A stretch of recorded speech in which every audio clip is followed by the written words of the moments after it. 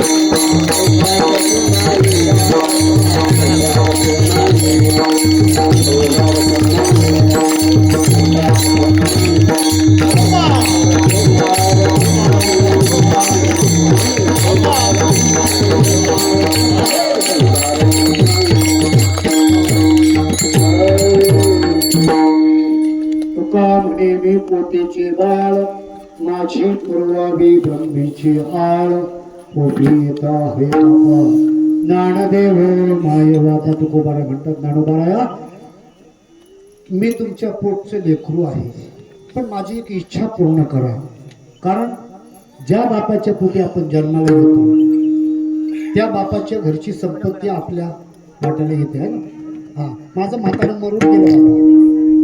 म्हातारं मरून गेलं पण 7/12चा उतारा माझ्या नावावरच आला बरं कारण का मी त्यांचा वारसदार आहे म्हणून अख्खा गाव बनला याला जमीन द्यायचीच नाही आपण पण तो तळाटी म्हटला तुम्हाला सगळ्यांना बेड्या पडतील तिथंच पोरगा आहे तुका म्हणे मी पोटीचे मग आपण संतांचे वारस आहोत ना मग संतांचा वारसा हक्काने मिळणारं धन कुठलं तर भगवंताचं प्रेम भगवंताचं प्रेम आपल्या वाट्याला यावं म्हणून आपण त्या संतांच्या काशीला लागलो संतांच्या काशीला याच्यासाठी लागलो की भगवंताचं प्रेम आम्हाला मिळावं पितेयाचे धन पुत्रा कोण करेल वंचना बापाच्या धनापासून मुलाला कोणी वंचित ठेवू शकत नाही तसा संतांचं जे धन आहे ते धन म्हणजे भगवंताचं प्रेम आणि त्या भगवंताच्या त्या प्रेमाला आपण पात्र ठरलं पाहिजे आणि म्हणून तुका म्हणे मी पोटीचे बाळ माझी पुरवावी ब्रह्मीची आळ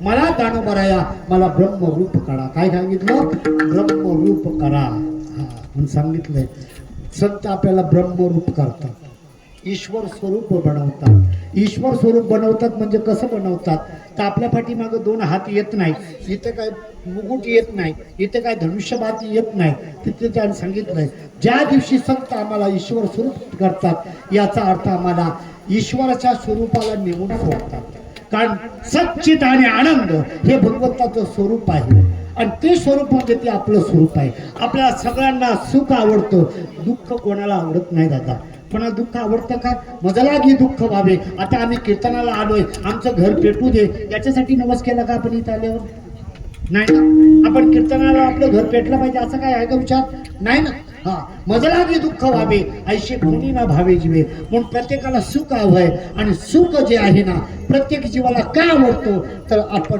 प्रत्येक जण आनंदी आहोत, आपण दुःखी नाही. पण ते दुःख आपण बळबळ आपल्या अंगावर घेतो कारण आपण देह नाही, आपण आत्मा आहोत आणि आत्मा हा सच्चिदानंद रूप आहे.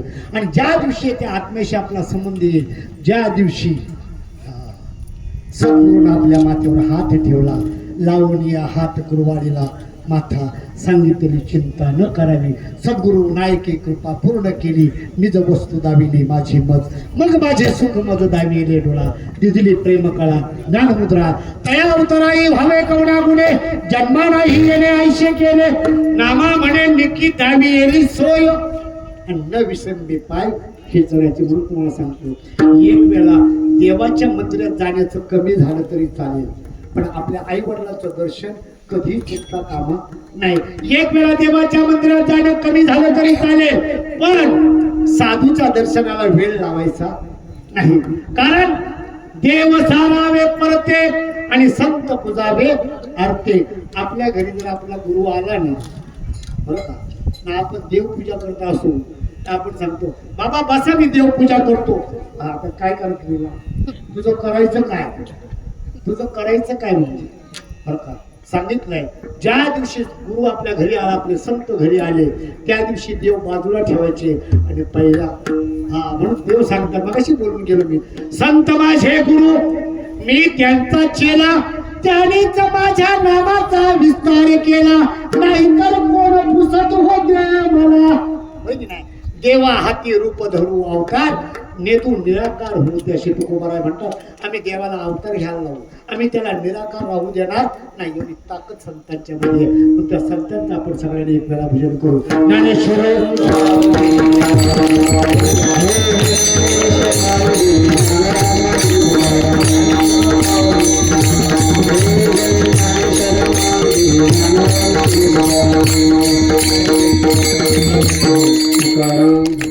या ठिकाणी बोलता बोलता बराच यांच्या पुण्यतिथी निमित्त आजची ही कीर्तन रूपी सेवा माझ्या वाट्याला आली. मी काय कीर्तनकार वगैरे नाही आहे, पण यांचा चांगला मित्र आहे मी, बरं की नाही. हे माझ्याबरोबर एकदा आले होते एक ठिकाणी, तिथपासून आमची मैत्री झाली.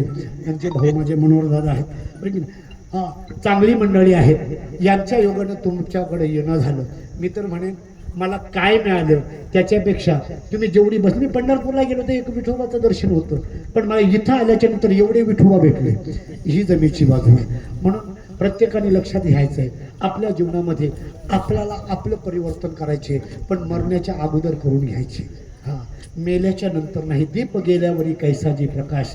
म्हणून मी म्हणेन, नसेल माळ घातली ना तर आता घालून घ्या, आज नाही तर उद्या, उद्या नाही तर परवा.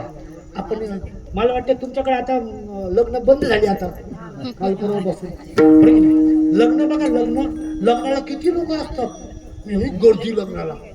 पण मला वाटतं बरेच लोक लग्नाला जातात, पण लग्न करतात त्यांची लग्न होतात बाबा. जे अक्षता टाकायला जातात ना, त्यांनी बऱ्याच लोकांनी लग्न केलेले असतात ना, नशीब झाली त्यांची होतात. आणि आमच्याकडे आम्ही पोरीबालीनं सांगतो, लग्नाला चला, तिथे एखादा पोरगा बघायला भेटेल, नाही तर तुला एखादा पोरगा बघेल, लग्न जमून जाईल. पण आमचं असं झालं, कीर्तनाला आधी सगळ्याच्या पुढे जाऊन बसेल, पण माल घालायची आली अरे बाबा त्याने काय काम आहे. माळ न घालता जर कीर्तन ऐकायचे असतील, त्यापेक्षा गोधडी घेऊन अंगावर झोपलेलं बरं, झोप तरी 2 तास व्यवस्थित होईल, बरं की नाही. म्हणून सकाळच्या पाया माझे दंडवत, आपुल्याने चित्त शुद्ध करा. या दोन्ही मुलांनी त्यांच्या मनावर, माझ्या दादारावांच्या दोन्ही मुलांनी आजचं हे त्यांचं प्रथम पुण्यस्मरण, मी म्हणतो खऱ्या अर्थाने, बरं की नाही. त्यांनी त्यांची मुलं म्हणून जन्माला आले तर त्यांचं सार्थक झालं, बरं की नाही. कारण बाप जो आहे ना, बाप मुलाला जन्माला घालतो याच्यासाठी. पुत्र ह्या शब्दाचा अर्थ आहे, पू म्हणजे पूर्वज आणि त्र म्हणजे तारणारा. पूर्वजांना तारतो तो पुत्र, नाही तर पुत्र व्हावा ऐसा गुंडा, त्याच्या 3 लोकी झेंडा. पण पुत्र व्हावा, पण कुपुत्र होऊ नाही. तुमच्या या भागामध्ये एका पोराने त्याच्या बापाच्या डोक्यामध्ये दगड टाकून मारला माहिती हा. हो, बरेच म्हातारे आदरून गेले असतील. प्रत्येक पोराकडे असं संशयाने पाहत असतील, आपला पोरेचा तसा नाही निघायचा ना. हा म्हणून सांगतो रात्रीच्या वेळेला कुठे त्या शेतामध्ये झोपायला जाऊ नका एकटे हे की नाही आणि गेला तरी म्हातारी जवळ ठेवा एवढं काय ताप करू नका असो भरोसा कोणावर ठेवू नका फक्त एकावर भरोसा ठेवा तो फक्त देवावर झालेली सेवा तुमचं बराच वेळ मी घेतला प्रथम तुमची सगळ्यांची माफी मागतो कारण वेळ बराच झालेला आहे जाऊ द्या वेळ काळ वेळ नाम उच्चारिता नाही दोन्ही पक्ष पाहि उद्धरती झालं तुमच्यासाठी वेळ गेला पण तुमची माफी मागतो झाला अशी तुमच्यासाठी वेळ पण जे सांगितलं ते माझ्या संतांचं माझ्या साधूचं आणि माझ्या भगवंताने दिलेला निरोप तो तुमच्यापर्यंत पोहोचवण्याचा फक्त प्रयत्न केलेला आहे ज्यांना जमलं असेल त्यांनी घ्या ज्यांना नसेल जमलं त्यांनी इथंच फेकून द्या घरी गेल्यावर कुचिनीची करू नका जय श्रीराम जय जय